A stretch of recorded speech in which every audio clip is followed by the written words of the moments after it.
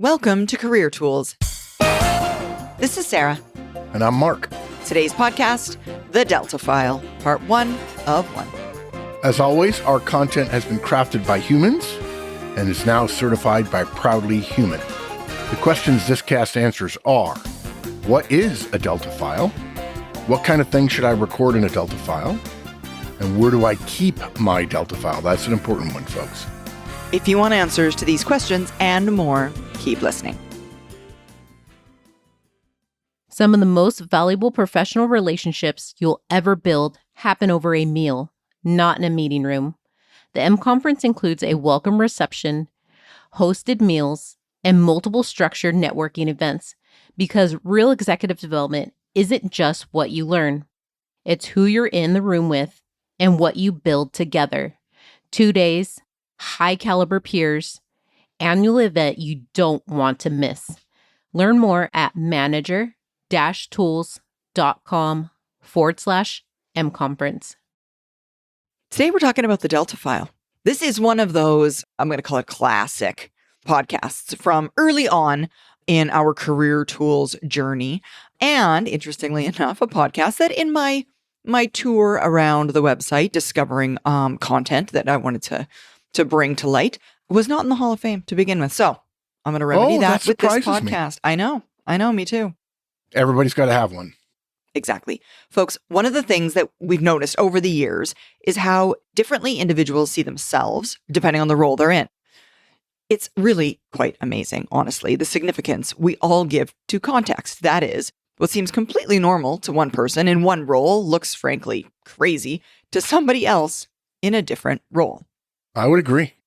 And sadly, when many of us become managers, what that all means combined together is we are very likely to do the exact same thing our managers did to us, and we didn't like some of that stuff all that much. Yeah. Now, a lot of us would say, oh, no. I wouldn't visit the sins of my boss on my team someday when I become a manager. And we're glad you feel that way. That's a good thought to have, right? The sins of your boss, right? But frankly, I got to tell you, folks, there's not a lot of evidence to that. And some of that has to do with the incentives and the responsibilities that managers have that their directs don't ever get exposed to because we're not good at explaining our role to those beneath us. Managers are generally behaving in the same ineffectual and often, at least it'll appear to you, as a direct, disrespectful and uncommunicative and sometimes domineering ways that they're used to. It's been this way for decades and decades. And if it were a lot different, we'd be talking about that. But this is what we see in the world of management today. Absolutely. So, knowing that it's like that, folks, today we're here to talk about what we can actually do about that. And really what we can do is vow to change the things that are occurring today when we're the ones with managerial power. And that's where the Delta File comes in, which is essentially a private journal where you record those organizational practices that you find objectionable so that eventually, when you become a manager yourself, you can avoid those same mistakes. Yeah. So that starts with keeping track of what you change with a Delta File. So our outline is really simple. What is a Delta File? What goes in the Delta File? And how do I keep it? Let's start with what is a Delta File.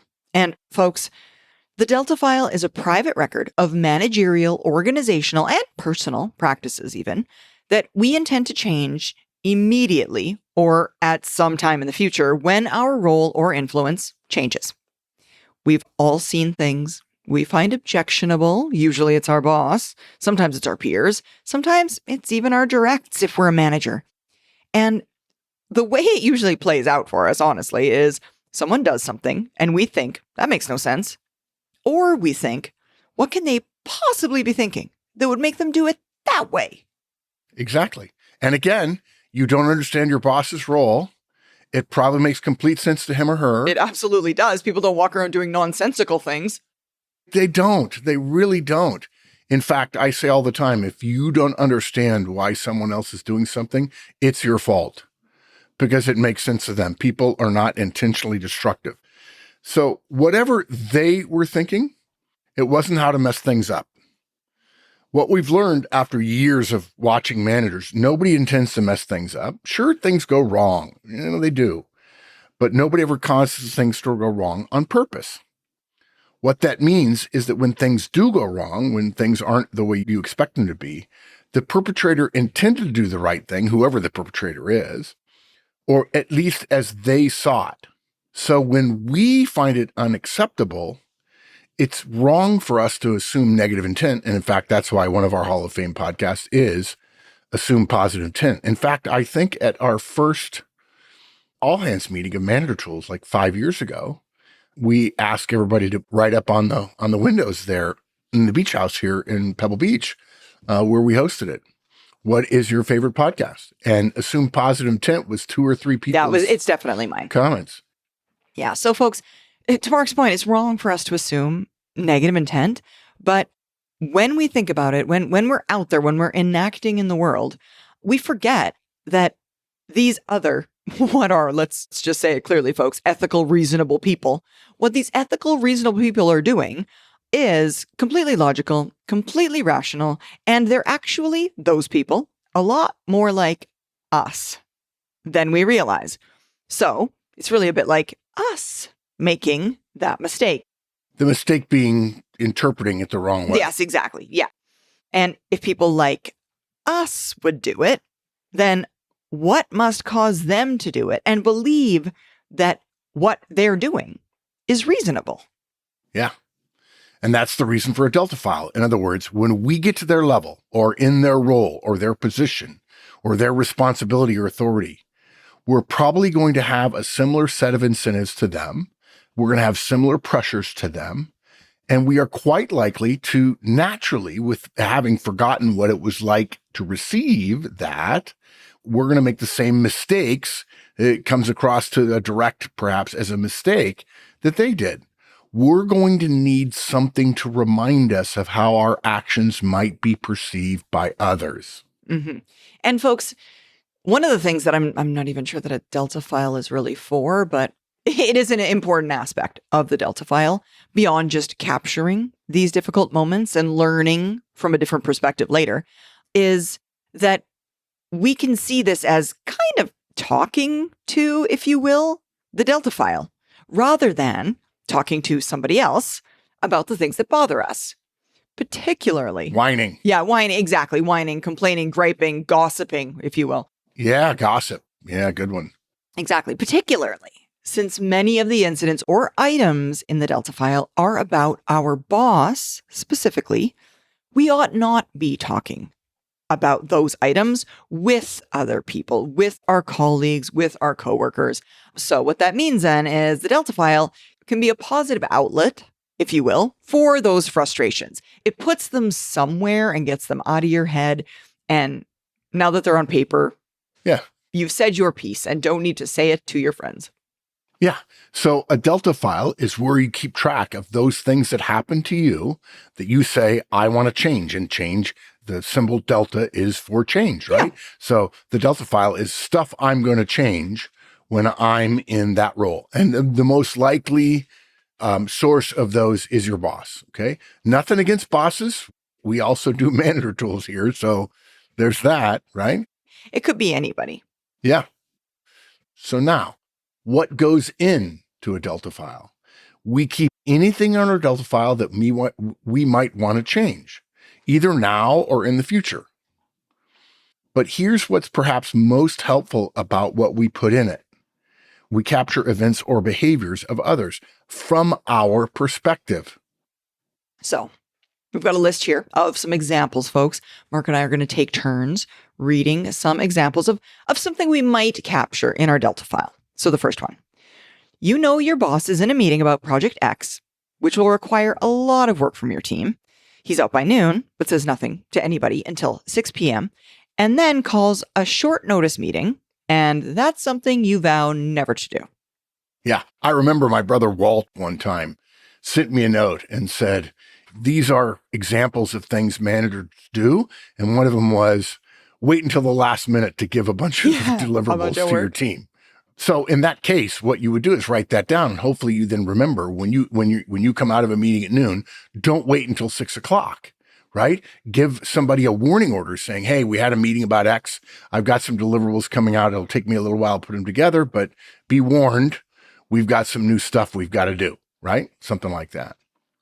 Here's another one. Your boss doesn't say in this situation, not the meeting situation, totally new situation here. Your boss doesn't say to you, actually, this deck came from one of my team, not me. And then your boss's boss tells your boss she did great work. In other words, your boss is getting credit for it. They may not really actually mean it, but they never said, hey, just for the record, boss, this came from my team, right? And that's kind of a pinch. It's a pinch. Absolutely. Absolutely. Another one might be your peer tells your boss about a conversation you had about both of you not being communicated to enough, but your boss doesn't mention his frustrations, only your frustrations. Oh, that's just a burn, Yeah, right? that's basically throwing you under the bus. Yeah, exactly. Horseman didn't. By the way, you should know Horseman. Yeah, exactly. About this. Like, wait a minute. Why didn't you tell him we both complained? It wasn't good. Don't throw me under the bus if you were there too. Mm-hmm. Or your boss promises a response from the project sponsor about staffing by the end of the week. No matter what, guys, drop dead date is Friday. No question. I'll get it to you. Everyone hears this in a staff meeting. And Friday passes with no information and no comment about the lack of info from your boss. Another thing we wouldn't recommend you do to your team. No. Your boss asks for candid feedback. You give it, believing her when she says, trust me. And then the next day, you get chewed out for being so presumptuous as to question her leadership and decisions. This actually happened to me, and I contributed this one. It was my first job after Procter & Gamble.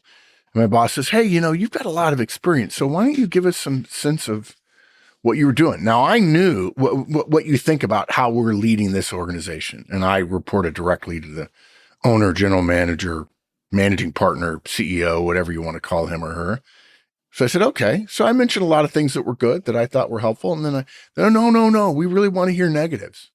So I said, well, here are a couple of things that are problematic for me, particularly if you're going to hire another guy like me, which we were planning on doing. And the next day I just got reamed. I can't believe you would say that. I'm thinking, this is like an ethical trap. You asked me to give it to you. Yeah, literally. I never forgot that. And when they later fired me, I was like, that helped me get over the fact that, okay, these are the kind of people that I don't have to respect at all. They ask you to do something, you do it, and then they punish you for it. Or your boss asks for budget input and then ignores it after going offsite for 2 days and creating something completely on his own. You did a bunch of work and it's not in your boss's work and you don't hear a word about it. Yep. Absolutely. And then one more we have for you folks. Your boss reprimands you publicly, personally, and at length. Yeah. In fact, that scenario caused us, I actually wrote a podcast about that for Manager Tools about what to do when you get publicly chewed out in front of everyone else. What's that podcast called? I've forgotten. I've totally forgotten. Folks, we'll link to it in the bottom of the podcast. I don't know the name of it, but I will find it and make sure we link to it. Yeah. Look, all of these scenarios would go into your Delta file. Okay. We assume if it happened to you, and you could add those to yours. Actually, you could have Delta file comments that come in from other people like, wow, people don't like that. The boss has positive intent, or we assume he or she does. And so you don't have to have things in your Delta file that only come from you. You could include other stuff. And again, the Delta file is a reminder when you have that level of authority or when you're put in a similar position, reminding you of what you intend to change or do differently or not at all when you're at that level or that role. Yeah. But folks, I want to be clear. The people who did these things, they're a lot like us and they have similar motivations. And we may very well believe that when we're in their shoes, the path they took seems reasonable, even if not perfect. So, because it's so easy to do those things logically in the moment, without thinking about or forgetting the implications on your team members, the Delta file exists to remind us in that moment that even though it does feel logical and sensible and rational, it may not come across that way to our directs. And we just might want to take a second and think it through before we make that decision. Think it through, rethink it. Some of the most valuable professional relationships you'll ever build happen over a meal, not in a meeting room. The M Conference includes a welcome reception, hosted meals, and multiple structured networking events because real executive development isn't just what you learn. It's who you're in the room with and what you build together. 2 days, high caliber peers, annual event you don't want to miss. Learn more at manager-tools.com/mconference. So now the question is, how do I keep a Delta file? And in my opinion, I can see everybody going, oh, sure, I'll create a little notepad on my computer, on the company computer, my laptop, whatever, and I'll start writing. Yeah. So now, OneNote. Our guidance, and there's danger there. So let's be clear. It depends on whether you prefer electronic or handwritten notes for your Delta file. We've seen them kept 3 ways. One is electronic, which we'll come back to.